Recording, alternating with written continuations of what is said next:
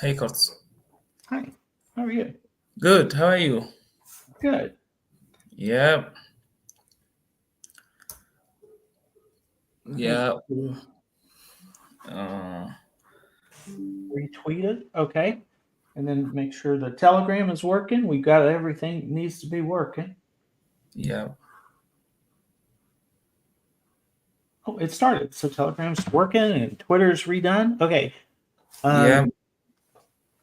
I've got a couple of things I want to talk to today, but also I can answer some questions if your audience has some questions. Yeah. I think they have some questions. Okay. I hope so. And Assalamu alaikum wa rahmatullahi wa barakatuh dhamaan. Waan idin salaamayaa akhyaarta meel baad joogtaan. Waxaad kusoo dhowtaan showgeennii ama live-ka nooga barteen oo ahaa Abdullahi iyo Kurtz. Kaasoo aala baan uga hadalno arrimaha socdaalka dalka Mareykanka.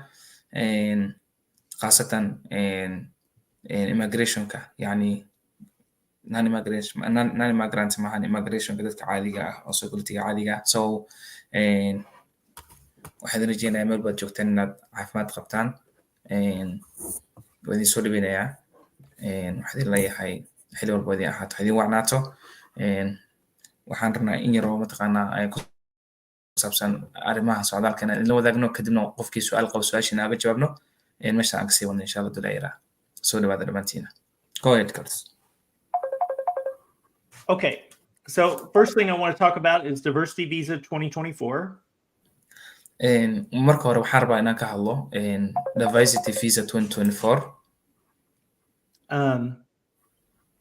Let me see. I need to share my screen. Or am I already sharing my screen? I was maybe already sharing it. Okay. Yeah. Here's what I want to show. As of Friday, the State Department had already issued over 52,000 visas for diversity visa winners. Jimcaha hadda ugu dambeeyey markii loo fiiriyo State Department-ga ama safaaradaha ama fiisooyinka ku saabsan DV 2024 waxaa la daawacay 52,295 fiiso. If as of Friday, there were also over 10,000 that were ready or 221G or AP. sidoo kale isla Friday markii laga soo yani ugu dambeysay Friday ay balkan update gareeyeen waxaa jirtay 10,000 oo mataqaanaa kun oo kale qaarkood ready ah qaarkood AP ku jiraan qaarkood 221G ku jiraan isku dhex jiraan. So what that means is it is very likely that what the government told us is correct, that they will run out of or exhaust all the diversity visas for this fiscal year, either today or tomorrow. waa sax sidii sheegtay dowladda sidii noo sheegtay ama sidii baan soo noo sheegay inay mataqaanaa fiisaha sida ugu dhaqsiya badan ama ay ku dhamaanayaan sanadkan markii loo eego hadalkooda maanta ama berito waxay noqon doontaa maalmaha ugu dambeeya ay wax bixiyaan. That has not happened yet that we are aware of. We have not heard that that has happened. taasna weli maysan dhicin laakiin inay dhici doonta aan la rajeynaya laakiin weli ma dhicin inay waxay dhamaadaan markii noqoto jimcadii ugu dambeysay ay bixiyeen 52,295 fiisa markii loo eego weli fiisooyin badan oo 2,000 oo fiisa ama ka badan harsan markii loo eego ama 1,000 xoogaa harsan so weli wax badan ama waxaan la jiray inay bixiyaan. So if the embassy is waiting on something from you, like itinerary or medical exam, you need to do that as soon as possible because it may not matter after today or tomorrow. haddii ay jirto adigu safaaradda ay wax kaa sugayso haddii lagaa sugayo travel itinerary ticket booking waxaa loo yaqaano haddii lagaa sugayo caafimaad maanta waa inaad si dhaqsi badan u dirtid maanta haddii ama ilaa ay berito haddaadan samaynin wixii ka dambeeya wax micno leh ma ku noqonayso. Okay. Is there anything else you wanted to talk about DVs before I go to my other thing, Abdullahi? Yes, and some of our plaintiffs, they also, asking me about what was like, their end up for the government told us that the end of what's called, Yeah, September 2023, September 23, they are gonna exhaust all the visas, and some of our plaintiffs they say that they didn't get any clearance from the government. That's true. Yep. When you say some, Yep. we need to clarify the majority of our clients for DV Yep. 2024 have already been issued visas. Sure. Right? Yes, majority of them, but we have 2 or 3 that they did not get clearance yet, and they are willing. So I told them that by 20, September 23, the government told us they're gonna exhaust all the visas. Right. And if you are 221G, some of them they're gonna end up with that, and that's government's plan, not our plan. Right. Yeah. It's very sad, but every year, here, Yeah. let me show you something. Sure. And you know this already, but what I just showed up, every year, the fiscal year will end with thousands of people stuck in these categories that never move from there, that their journeys end, even though they gave the State Department money. It's not fair. Sure.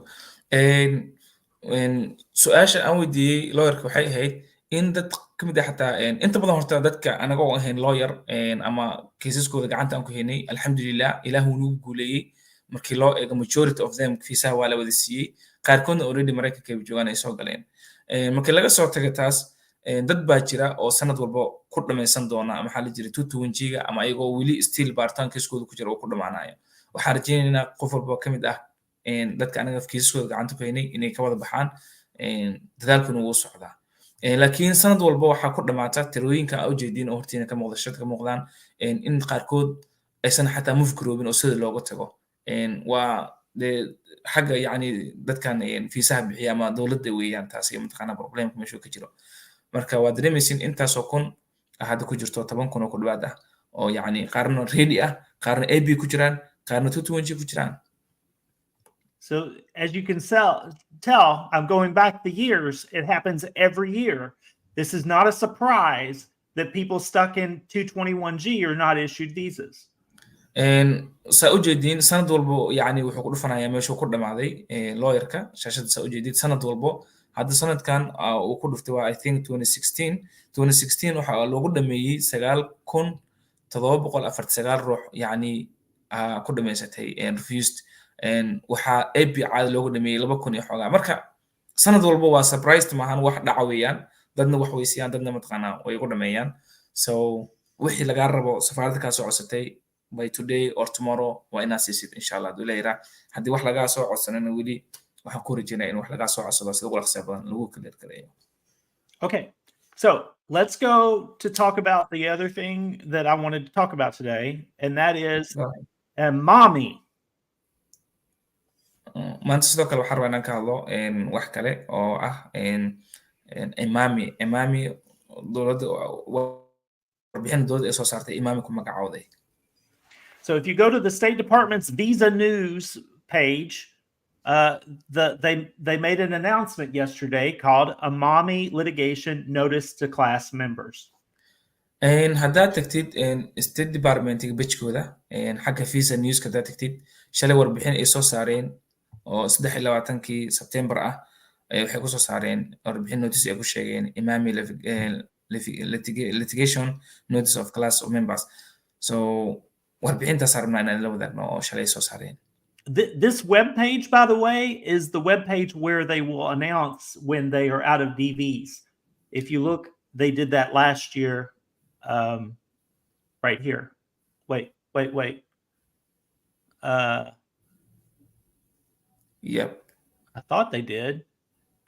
Yep. I don't see it now, but I swear. It's here. May 30th. I see May 30th. Oh, it's gone.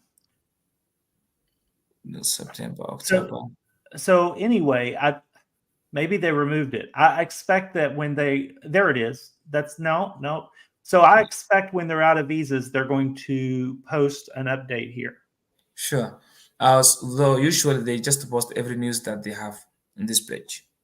Yeah. Can't find it. I think they removed it. Yeah. Okay. So I'm gonna. marka page-kan waxa weeye page-ka rasmiga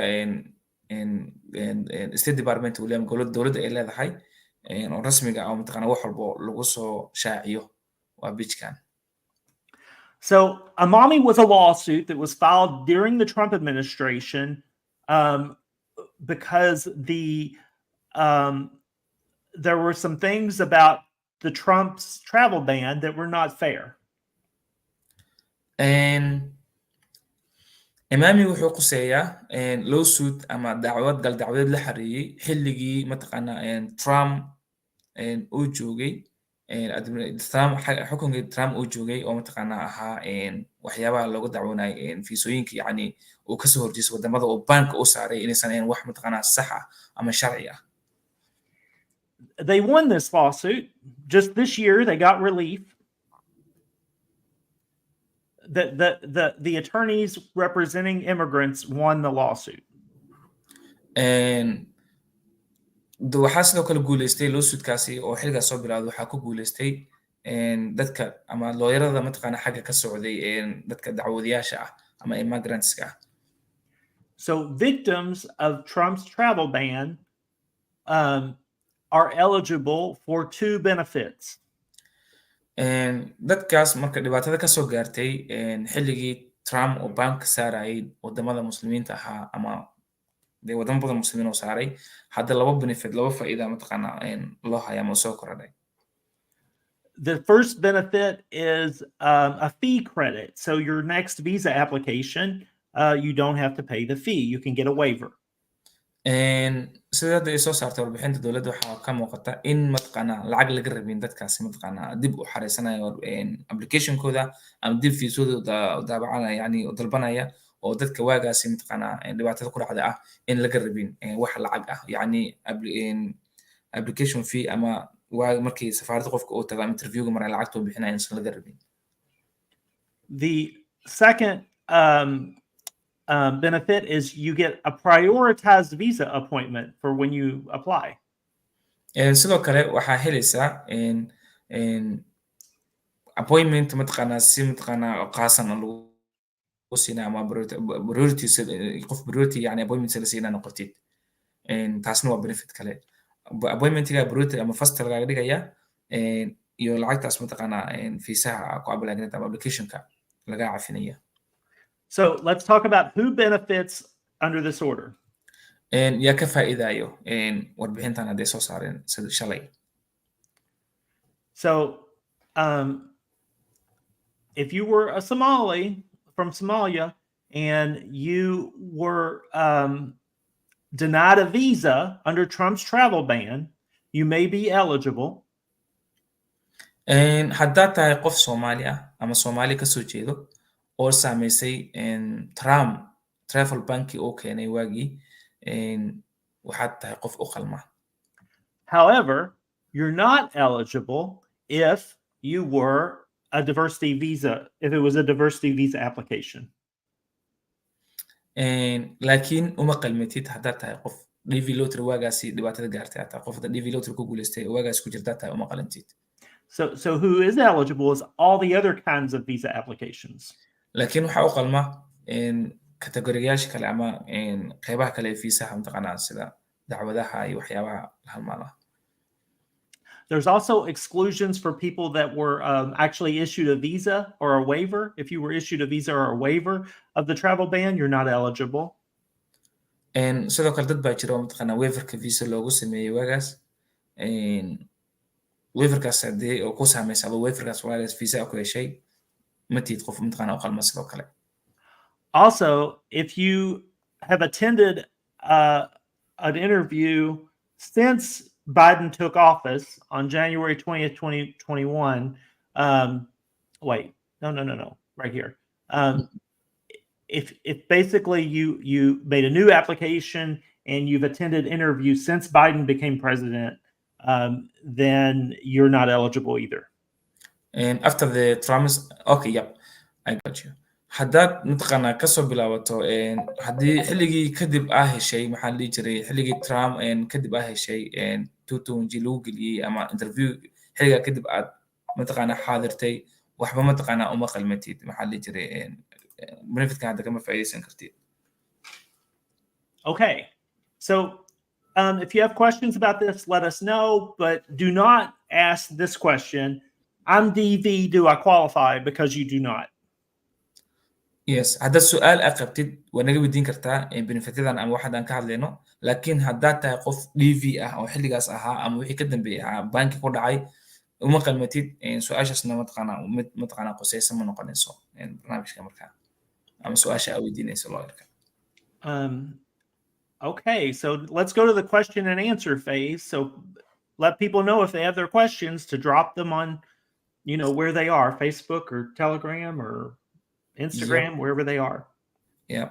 Sidoo kale waxaan soo gaarnay xilligii su'aalihiin aan ka jawaabi lahayn ama su'aal haddaa qabtid waxaan kaa codsanaynaa mataqaana inaad nala soo wadaagtid meesha naga daawanaysid hadda YouTube naga daawanaysid ama Telegram ama Facebook, Twitter, meel walba naga daawanaysid nala soo wadaag su'aashaas aan kala jawaabno. Okay, so here we have this question is Mohammed Markawi just saying that what are you talking about? Oh, yeah. We were talking about the Amami. So, which is a little confusing. And I understand, if you know Arabic, there's instructions, an Arabic translation here too. I was just gonna. Yeah. Here, I'm going to share the link to that webpage here and comment. warbixinta maanta ay shalay dowladda soo saartay linkeeda waan soo gudbinay. Wuxuu muhiim u yahay dad badan ay jiraan aniga xataa aan aqaano waagaas travel bank oo ku dhacay oo dhibaato ka soo gaartay xilliga Trump. Chance uu yahay qofku ka faa'iideysan karaa chance badan oo mataqaanaa ay ku tahay haddaa ka mid tahay dadkaasi mataqaanaa effectiga soo gaartay oo dad badan jira oo waalidkooda dacwoonayay, dad badan jira mataqaanaa lamaanayaashooda isu dacwoonayeen. So hadday dhibkaasi kusoo gaartay fursaddan ka faa'iideyso. Hadda Somali tahana safaaradaha if a Somali person affected this issue, which embassy can able to go? Well, any embassy. Yeah. But there are some embassies that every day will have slots available just for this group. Sure. Yes, that's what I want to tell them. Okay. Here, I'll go ahead and find those embassies, if you would say that.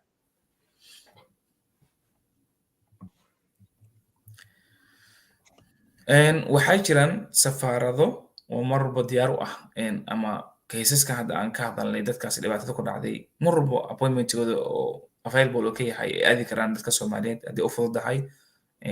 Waxaa ka mid ah Abu Dhabi, Ankara, Beirut, Dubai caadi ah, Doha qofkii aadi karo, Istanbul, sidoo kale Soomaalida waxay kala aadi kartaa Kuwait haddaa aadi kartid, Jeddah haddaa aadi kartid, Riyadh oo Sacuudi Carabi ah, Tunis oo Tunisia ah. Intaasba hadday idin fududahay oo tahay Soomaali oo dee waagaasna mataqaanaa travel bank Trump saameeyey si fudud waxaad ku aadi kartaa wadamadaas haddaan meeshaan ku sheegay ama aad linkiga haddaad ku dhufid aad ka heli karto. Haddaa carabiga aad taqaanid af carabiya meesha ku qoran waa يعني او ترانسليشن او ماشي كسي فاهمي كرتا سو كفايديسو او متقانا سي دخسي وقار ان شاء الله.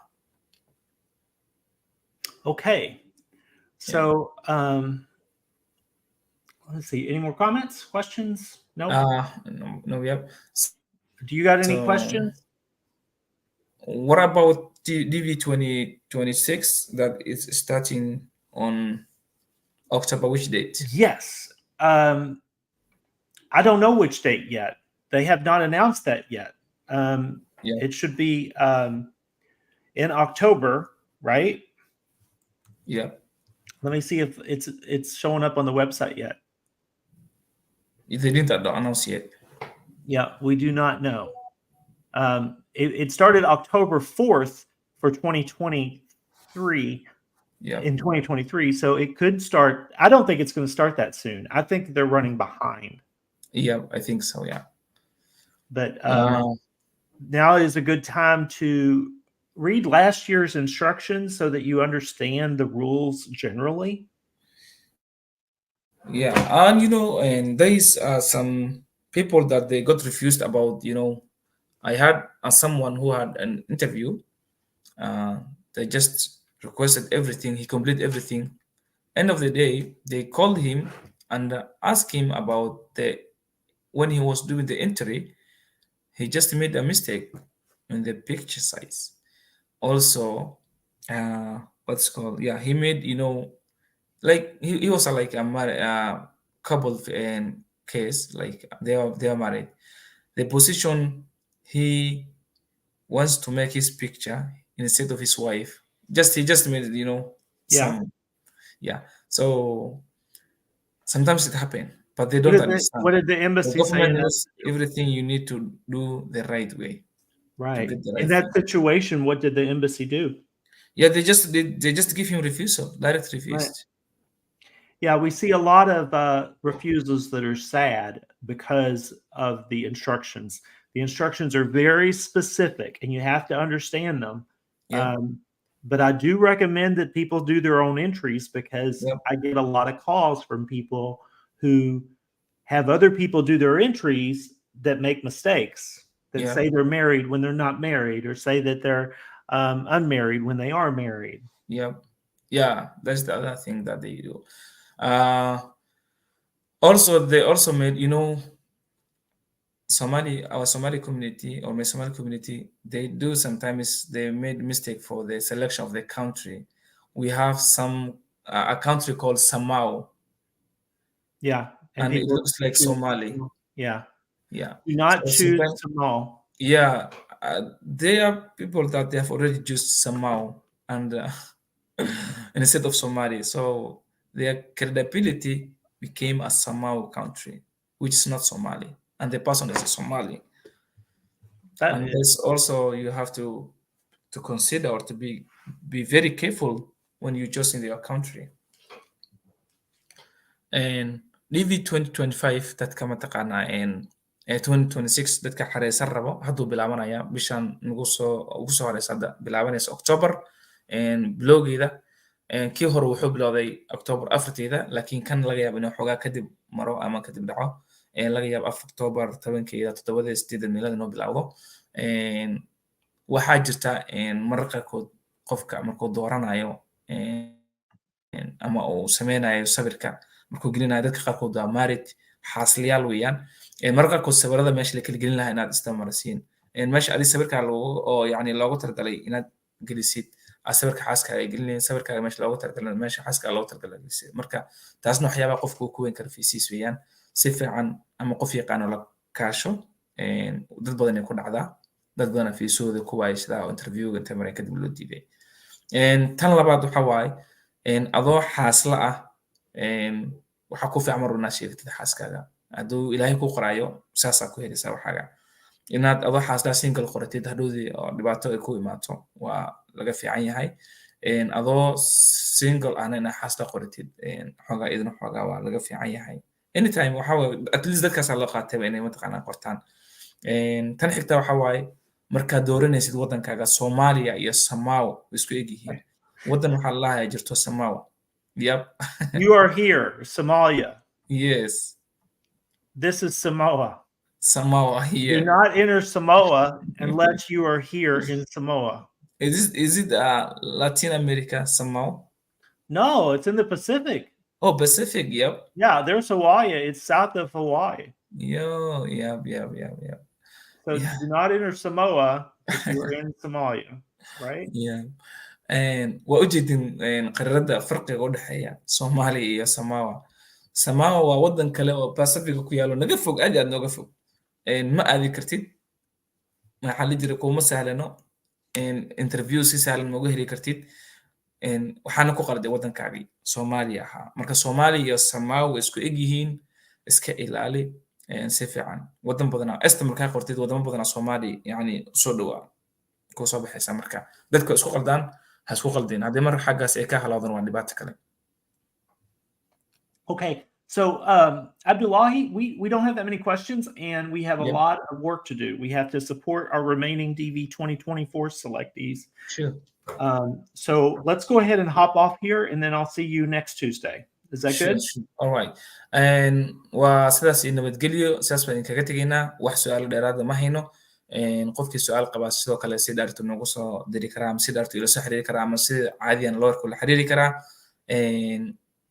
waxaan si mataqaanaa la sii dadaali doonaa dadkeenii ka haray intii yar oo noo dhiman oo DV 2024 ah si ay u heli lahaayeen fiisoodii weli aanaysan helin marka insha allah good luck idin leeyahay dhammaantiina inta xariisan rabto DV 2026 oo soo socota 2024 inta wax helin waxaan rajaynayaa inay waxooda wada helaan and see you next Tuesday. Bye bye.